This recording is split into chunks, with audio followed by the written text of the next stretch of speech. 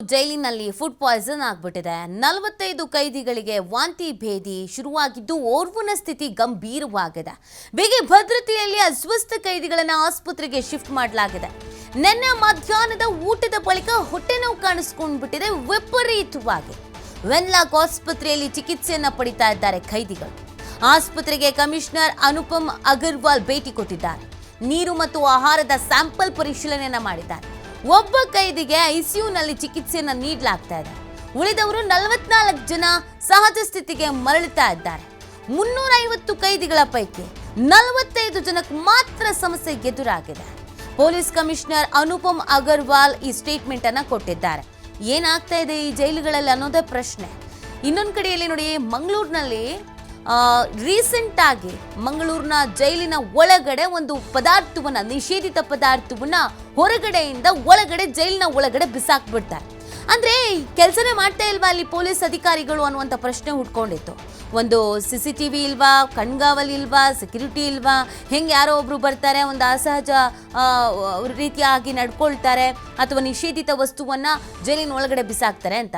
ಈಗ ನೋಡಿದ್ರೆ food poison ಆಗಿದೆಯಂತೆ, ವಾಂತಿ ಭೇದಿ ಕಾಣಿಸ್ಕೊಂಡಿದೆಯಂತೆ, ICUನಲ್ಲಿ ಇದ್ದಾರೆ ಅಂತೆ. ಹೆಂಗೆ ಸಾಧ್ಯ? ಅಂದರೆ ಅಷ್ಟರ ಮಟ್ಟಿಗೆ ಕೆಲಸ ಮಾಡ್ತಾ ಇದ್ದಾರೆ ಇಲ್ಲಿ. ಹೇಗೆ ಆಯಿತು ಈ ಫುಡ್ ಪಾಯ್ಸನ್ ಅನ್ನುವಂಥದ್ದು ಪ್ರಶ್ನೆ. ಏನಾಗ್ತಾ ಇದೆ ಪೊಲೀಸ್ ಅಧಿಕಾರಿಗಳ ಸಮ್ಮುಖದಲ್ಲಿಯೇ ಅಥವಾ ಅವರ ಅಂಡರ್ನಲ್ಲೇ ಇರುವಂಥ ಜೈಲಿನಲ್ಲಿ ಯಾಕೆ ಈ ಥರದ್ದೆಲ್ಲ ಘಟನೆಗಳು ನಡೀತಾ ಇದೆ ಅನ್ನೋದೊಂದು ಪ್ರಶ್ನೆ. ಸದ್ಯಕ್ಕೆ ಅವ್ರಗಳ ಪರಿಸ್ಥಿತಿ ಹೆಂಗಿದೆ, ಹೇಗೆ ಇದಾಯಿತು, ಯಾಕೆ ಆಯಿತು, ಇದೆಲ್ಲದ್ರ ಬಗ್ಗೆ ಕೂಡ ಮಾಹಿತಿ ಸಿಗಬೇಕಾಗಿದೆ.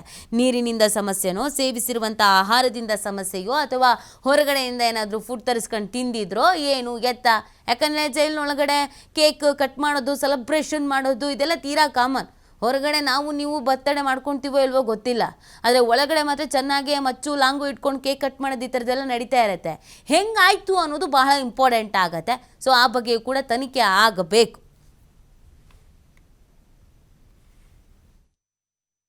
ಮಧ್ಯಾಹ್ನದು ಲಂಚ್ ಆದ ನಂತರ ನಮ್ಮ ಡಿಸ್ಟ್ರಿಕ್ಟ್ ಜೈಲಲ್ಲಿ ಕೆಲವು ಖೈದಿಗಳು ಹೊಟ್ಟೆ ನೋವು ಮತ್ತು ಅದು ಅವರು ಕಂಪ್ಲೇಂಟ್ ಕೊಟ್ಟಿದ್ರು. ಆಮೇಲೆ ವಾಂತಿ ಮತ್ತು ಬೇರೆ ಬೇರೆ ರೀತಿ ಅವರು ಕಂಪ್ಲೇಂಟ್ ಬಂದ ನಂತರ ಏಕಾಏಕಿ ಸುಮಾರು 4-4:30 ಮಧ್ಯ ಸುಮಾರು 40ಕ್ಕಿಂತ ಹೆಚ್ಚು ಖೈದಿಗಳಿಗೆ ಇದು ಹೊಟ್ಟೆ ಸಮಸ್ಯೆ ಮತ್ತು ವಾಮಿಟಿಂಗ್ ಮತ್ತು ಲೂಸ್ ಮೋಷನ್ದು ಸಮಸ್ಯೆಗಳು ಬಂದ ನಂತರ ಇಮಿಡಿಯೇಟ್ಲಿ ಆ ಮಾಹಿತಿ ನಮಗೆ ಡಿಸ್ಟ್ರಿಕ್ಟ್ ಸೂಪ್ರಿಂಟೆಂಡೆಂಟಿಂದ ಬಂತು.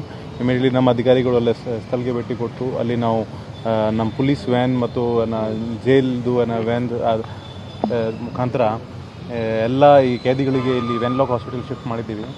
ಇಲ್ಲಿವರೆಗೆ ಸುಮಾರು ಒಂದು 45 ಜನ ಖೈದಿಗಳು ಇಲ್ಲಿ ಅಡ್ಮಿಟ್ ಆಗಿದ್ದಾರೆ.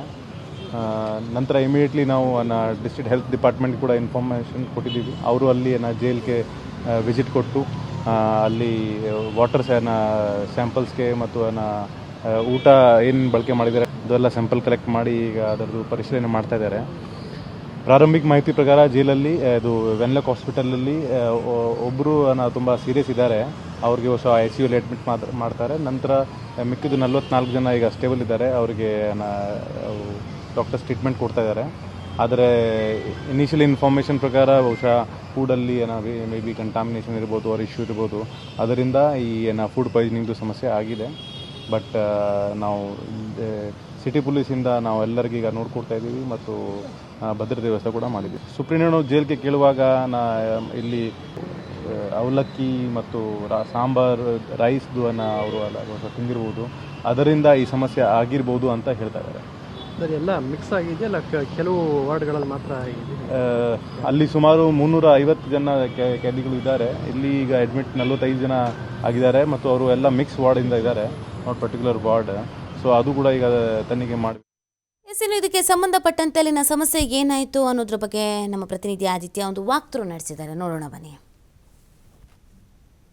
ಮಂಗಳೂರಿನ ಜಿಲ್ಲಾ ಕಾರಾಗೃಹದಲ್ಲಿ ಫುಡ್ ಪಾಯ್ಸನ್ ಇಂದ ಕೈದಿಗಳು ನರಳಾಟವನ್ನು ನಡೆಸಿದ್ದಾರೆ. ಬಂದಂತಹ ಕೈದಿಗಳನ್ನ ಆಸ್ಪತ್ರೆಗೆ ರವಾನೆ ಮಾಡುವಂತಹ ಕೆಲಸಗಳು ಕೂಡ ಸದ್ಯ ನಡೆದಿರುವಂತದ್ದು ತಾವು ದೃಶ್ಯದಲ್ಲಿ ಗಮನಿಸ್ತಾ ಹೋಗಬಹುದು. ಸದ್ಯ ನಾವೀಗ ಮಂಗಳೂರಿನ ಜಿಲ್ಲಾ ಕಾರಾಗೃಹದ ಮುಂಭಾಗದಲ್ಲಿದ್ದೇವೆ. ಇಲ್ಲೊಂದು ರೀತಿ ಬಿಗುವಿನ ವಾತಾವರಣ ನಿರ್ಮಾಣವಾಗಿತ್ತು. ಆಹಾರವನ್ನು ಸೇವಿಸಿದಂತಹ ಕೈದಿಗಳಿಗೆ ಸುಮಾರು 40ಕ್ಕೂ ಅಧಿಕ ಕೈದಿಗಳಿಗೆ ಫುಡ್ ಪಾಯ್ಸನ್ ಆಗಿದೆ ಅಂತ ಹೇಳಲಾಗ್ತಾ ಇದೆ. ಮತ್ತು ಏಕಾಏಕಿ ಆಹಾರವನ್ನು ಸೇವಿಸಿದಂತ ಬಳಿಕ ಅಂದರೆ ಇದ್ದಂತಹ ಕೈದಿಗಳು ಏಕಾಏಕಿ ಹೊಟ್ಟೆ ನೋವಿಂದ ನರಳಾಡುವಂತಹ ಒಂದು ಸ್ಥಿತಿ ಕೂಡ ತಲುಪಿದ್ರು, ನರಳಾಟವನ್ನು ಮಾಡಿದ್ರು. ಇದಾದ ಬಳಿಕ ಅವರನ್ನ ತುರ್ತಾಗಿ ಆಸ್ಪತ್ರೆಗೆ ಸೇರಿಸುವಂಥ ಪ್ರಕ್ರಿಯೆಗಳು ನಡೀತಾ ಇರುವ ಸಂದರ್ಭದಲ್ಲೂ ಕೂಡ ಒಂದಿಷ್ಟು ಕೈದಿಗಳು ಆ ಕೈದಿಗಳನ್ನು ಆಕ್ರೋಶದ ಕಟ್ಟೆ ಅನ್ನುವಂಥದ್ದು ಕಟ್ಟೆ ಹೊಡೆದಿತ್ತು. ಪೊಲೀಸ್ ಅಂದ್ರೆ ಬಂದಿಖಾನೆಯ ಅಧಿಕಾರಿಗಳು ಸಿಬ್ಬಂದಿಗಳು ಏನಿದ್ದಾರೆ ಅವರ ಮೇಲೆ ಮುಗಿ ಬೀಳುವಂತ ಕೆಲಸಕ್ಕೂ ಕೂಡ ಮುಂದಾಗಿದ್ದಾರೆ. ಅಂದ್ರೆ ಅಷ್ಟರ ಮಟ್ಟಿಗೆ ಹೊಟ್ಟೆ ನೋವಿಂದ ಅವರು ನರಳಾಡ್ತಾ ಇದ್ರು ಅಂತ ಹೇಳಲಾಗ್ತಾ ಇದೆ. ಒಂದಿಷ್ಟು ಜನ ಪ್ರಜ್ಞಾಹೀನ ಸ್ಥಿತಿಗೂ ಕೂಡ ತಲುಪಿದ್ರು. ಅವರನ್ನು ಕೂಡ ತುರ್ತಾಗಿ ಆಸ್ಪತ್ರೆಗೆ ಕೊಂಡೊಯ್ಯುವಂತಹ ಪ್ರಕ್ರಿಯೆಗಳು ಕೂಡ ನಡೆದಿದೆ. ಮತ್ತು ವಾಹನದಲ್ಲಿ ಕರೆದುಕೊಂಡು ಹೋಗುವ ಸಂದರ್ಭದಲ್ಲೂ ಕೂಡ ಒಂದಿಷ್ಟು ಕೈದಿಗಳು ವಾಂತಿ ಮಾಡಿಕೊಂಡಿರುವಂಥದ್ದು ಕೂಡ ನಾವಿಲ್ಲಿ ಗಮನಿಸ್ತಾ ಇದ್ವಿ. ಅಷ್ಟರ ಮಟ್ಟಿಗೆ ಪರಿಸ್ಥಿತಿ ಕೈ ಮೀರಿ ಹೋಗಿದೆ ಅನ್ನುವಂಥದ್ದು ಮೇಲ್ನೋಟಕ್ಕೆ ಕಂಡು ಬಂದಂತಹ ವಿಚಾರ. ಮತ್ತು ಇನ್ನೊಂದು ಬೆಳವಣಿಗೆ ಏನು ಅಂದ್ರೆ ಕೈದಿಗಳೇ ಒಂದು ಪ್ರಜ್ಞಾಹೀನ ಸ್ಥಿತಿಯಲ್ಲಿದ್ದಂತಹ ಓರ್ವ ಕೈದಿಯನ್ನ ಕರೆದುಕೊಂಡು ಬಂದಿರುವಂಥದ್ದು ಜೈಲಿನಿಂದ ಹೊರಕ್ಕೆ. ಅಂದ್ರೆ ಅಧಿಕಾರಿಗಳು ಏನೋ ತುರ್ತಾಗಿ ಸ್ಪಂದಿಸ್ತಾ ಇಲ್ಲ ಅನ್ನುವಂತಹ ರೀತಿಯ ಆಕ್ರೋಶವನ್ನ ಅವರು ವ್ಯಕ್ತಪಡಿಸಿದ ರೀತಿಯಲ್ಲಿತ್ತು.